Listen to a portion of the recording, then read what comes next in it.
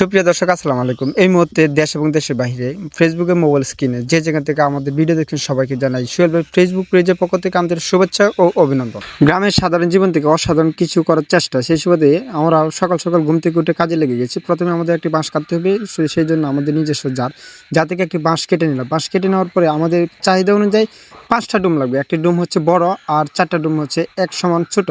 প্রথমে একটা ডুম বড় করে কাটার পরে আমরা মাপ দিয়েছি, মাপ দেওয়ার পরে দেখলাম যে সঠিক আছে। সঠিক থাকার পরে এক সমান করে যখন 4টা ডুম আমরা কেটে নিয়েছি, এই ফাঁকে দিয়ে একটা কথা আপনাদেরকে বলে রাখি, যেহেতু আমরা একটি ছাগলের জন্য নতুন শেড তৈরি করছি, সেই শেডের 70% কাজ অলরেডি শেষ হয়ে গেছে, বাকি 30% কাজ কমপ্লিট হয়নি।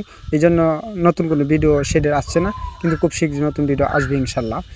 আর আপনারা একটা জিনিস হয়তো বা ভাবছেন যে টাকা আছে, টাকা থাকলে ছাগলের কামড় দিতে পারবেন, আসলে সেরকম কিছু না। টাকা থাকলে হয়তো বা ছাগলের কামড় দেওয়া যাবে, কিন্তু আপনি লাভবান হতে পারবেন না। আগে আপনার প্রাথমিক অবস্থা একটি শেড তৈরি করতে গেলে কী প্রয়োজন এগুলো সংগ্রহ করতে হবে, আর ছাগল পালন করতে গেলে আপনার যা প্রয়োজন এগুলা, আর বিশেষ করে রোগবালাই সম্পর্কে আপনার প্রাথমিক অবস্থা অভিজ্ঞতা নিতে হবে। কাজেই যেটি করতে চান অবশ্যই আগে এই বিষয়ে অভিজ্ঞতা অর্জন করবে। অভিজ্ঞতা অর্জন করার পরে আপনারা যে কোনো কিছু করতে পারবেন ইনশাল্লাহ। তবে আমরা যখন বাঁশগুলো 4টা ডুম এক সমান করে কেটে নিয়েছি, তারপরে বাঁশের কিছু আগাছা আছে, এই আগাছাগুলো খুব নিখুঁতভাবে পরিষ্কার করলাম। আপনারা জানেন এগুলো কিন্তু আমাদের হাতের কাছেই থাকবে, সেই জন্য খুব সুন্দরভাবে পরিষ্কার করতে হবে, কেননা পরিষ্কার না করলে কিন্তু একটি জিনিস দেখতেও খারাপ দেখা যায়। বিশেষ করে আজকের ভিডিওটা খুবই ইন্টারেস্টিং একটা ভিডিও হতে যাচ্ছে, কেননা আপনারা যারা ছাগল পালন করেন এবং ছাগল পালন করতে ইচ্ছুক অথবা মনে মনে ভাবছেন যে ছাগল পালন করবেন, তারা কিন্তু আমাদের ভিডিওটা দেখবেন, অবশ্যই কাজে লাগবে। কেননা ছাগল হচ্ছে খুব পরিষ্কার পরিচ্ছন্ন একটা প্রাণী।